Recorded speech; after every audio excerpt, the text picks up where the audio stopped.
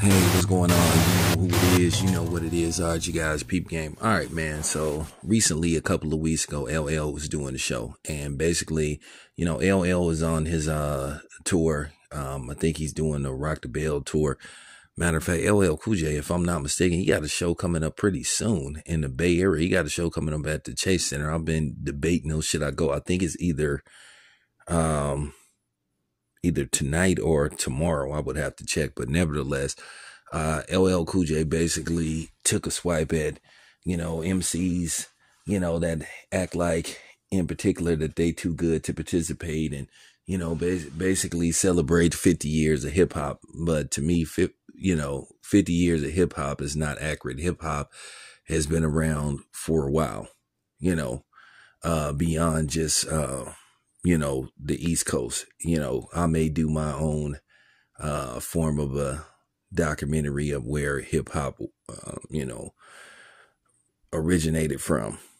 And it wasn't created by no damn Hispanics along with black people. Hip hop is an art form that was created by black people stemming all the way from the motherland back to the slave ships, on the deadly voyage here to this country. But that's another video for another day.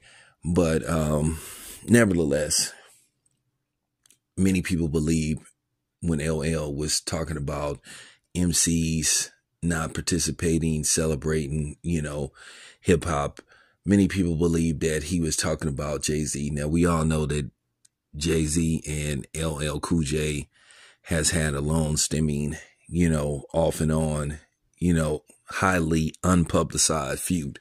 We all know that LL and Jay-Z are not really the best of friends, stemming from back in the days of them being, up and coming rappers on the New York streets. Now, there is a so-called, rumor that LL went against Jay-Z in a freestyle contest on the streets of New York, and they saying that LL ate Jay-Z up. Now, there's always been this thing about Jay-Z.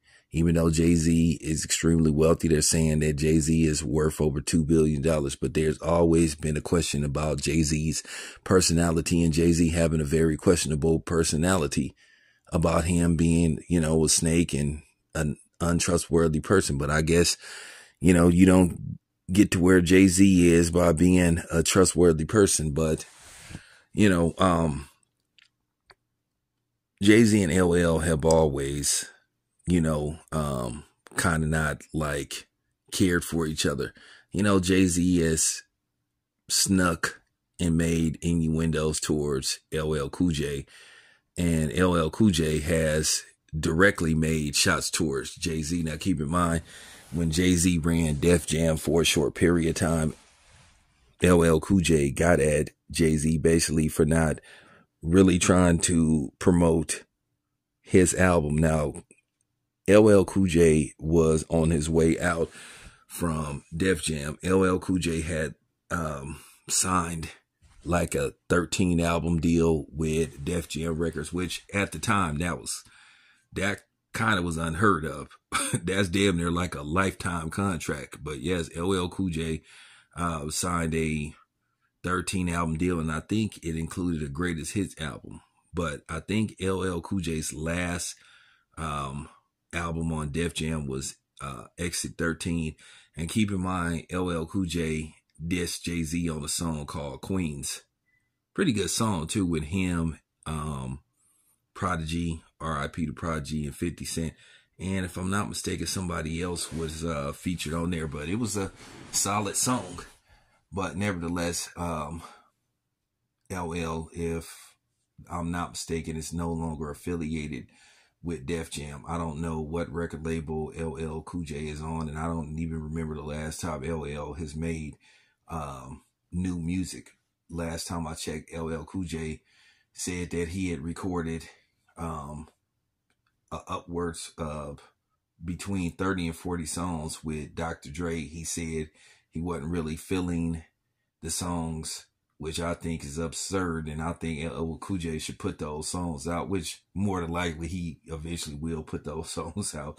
But he's currently working with Q-Tip on some new music. Can't wait to hear him and Q-Tip and their vision and what type of music they're gonna put out. I'm interested. That's for damn sure. You know, Q-Tip was a very underrated producer, you know, because he played a key role in some of those classic tracks that were put out by A Tribe Called Quest before Jay Dilla came along. But nevertheless, you know, Jay-Z has just always been funny styled. And like I said before, I know there are some diehard Jay-Z fans that will defend a lot of Jay-Z's antics. A lot of people believe that Jay-Z held a lot of people back when he was on Rockefeller alongside Damon Dash. A lot of people felt that Benny Siegel was a better rapper than Jay-Z, which you can make that argument.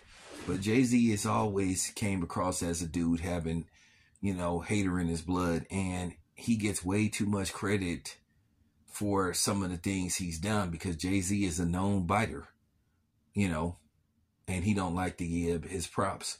But I got some stories coming out about Jay-Z. Now, keep in mind, LL Cool J challenged Jay-Z to a battle, you know, on wax, and Jay-Z declined, you know, talking about he was going to give LL Cool J a pass. And then when it got back to LL Cool J was like sort of like, nigga, what you talking about? LL Cool J was like, dude, let's do it. And we all know LL Cool J's strength. He's one of the greatest battle rappers in history. Now people are still making this argument about did he really win his battle against Canibus? Of course he did.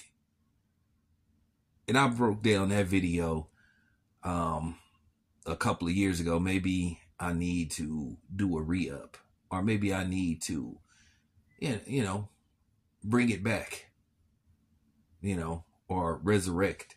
Because it's always an interesting conversation about the whole LL Cool J Canibus situation. There's people that think Canibus won the battle, but okay. But, you know, what I don't like is people saying, oh, if you say LL Cool J won, you're not a real hip-hop head. Says who? Anyway, nevertheless, let me know what you guys think about this whole Jay-Z and LL situation. But this feud has quietly been going on for a while now. Anyway, this your boy Town. I'm out.